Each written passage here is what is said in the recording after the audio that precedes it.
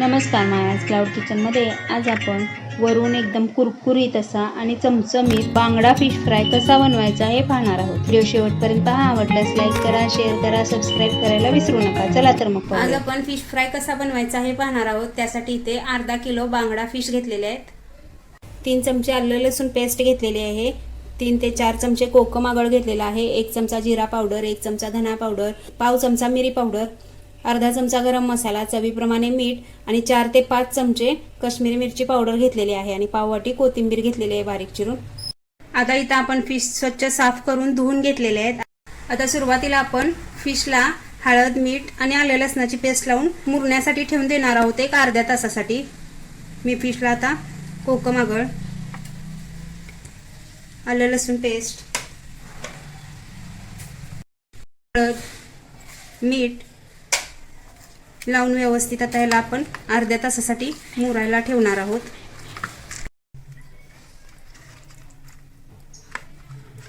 या पद्धतीने आपण सर्व फिशना हळद, मीठ आणि आलं लसूणची पेस्ट लावून घेतले।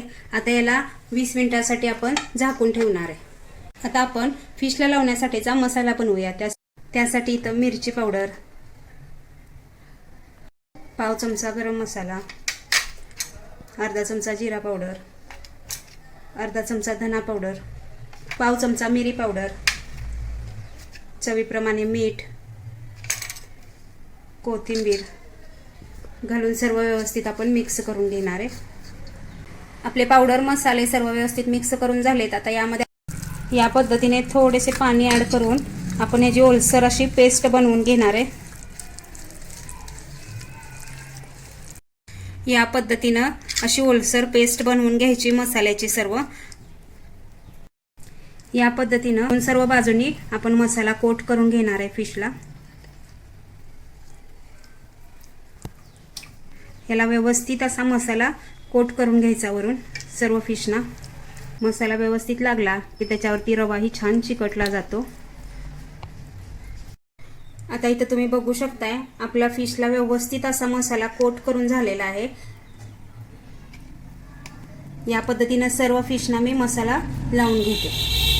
आपण फिश फ्राय करताना फिशच्या वरती जे रव्याचं कोटिंग बनवणार आहोत त्यासाठी मी इथे 1 वाटी रवा घेतलेला आहे, 1.5 चमचा मिरची पावडर आणि अर्धा चमचा मीठ घेतलेला आहे। आता याला आपण सर्व मिक्स करून घेऊया।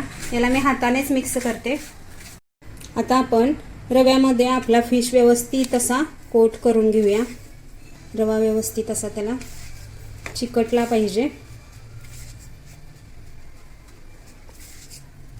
दोन्ही बाजूने असा आपण याला छान रवा लावून घेणार आहे। आता तुम्ही बघू शकताय आपल्या फिशला व्यवस्थित असा रवा कोट झालेला आहे। थोडंसं असं वरती धरून थोडंसं झाडून घ्यायचं म्हणजे जास्तीचा जो रवा राहिलेला आहे त्याला तो निघून जातो। इथे मी बाकीचे सर्व फिश पण या पद्धतीनेच रव्यामध्ये कोट करून घेते। आता आपण फिश फ्राय करणार आहोत। त्यासाठी गॅसवरती मी एक पॅन ठेवून घेतलेला आहे, त्यामध्ये तेल घालून घेतलेले आहे। आता आपले तेल छान गरम झाले। आता आपण याच्यामध्ये फिश फ्राय करून घेऊया।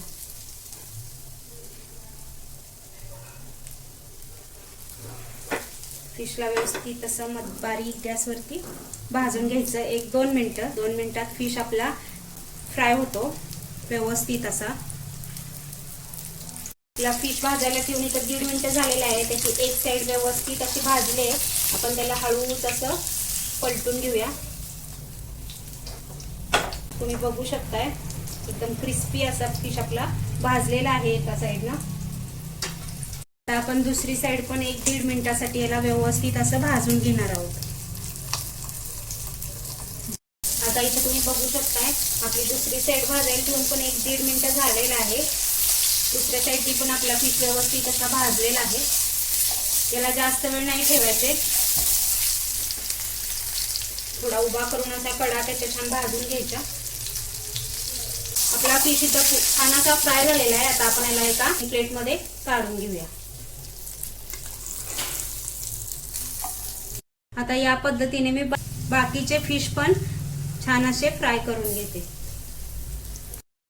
आता इथे तुम्ही बघू शकता किती सुंदर झालेत आपले फिश फ्राय करून, एकदम क्रिस्पी झालेले आहेत। दिसायला तर एकदम छान झालेले आहेत। स्वाद एकदम सुंदर यायला लागलेला, त्याचा चमचमीत झालेले आहेत।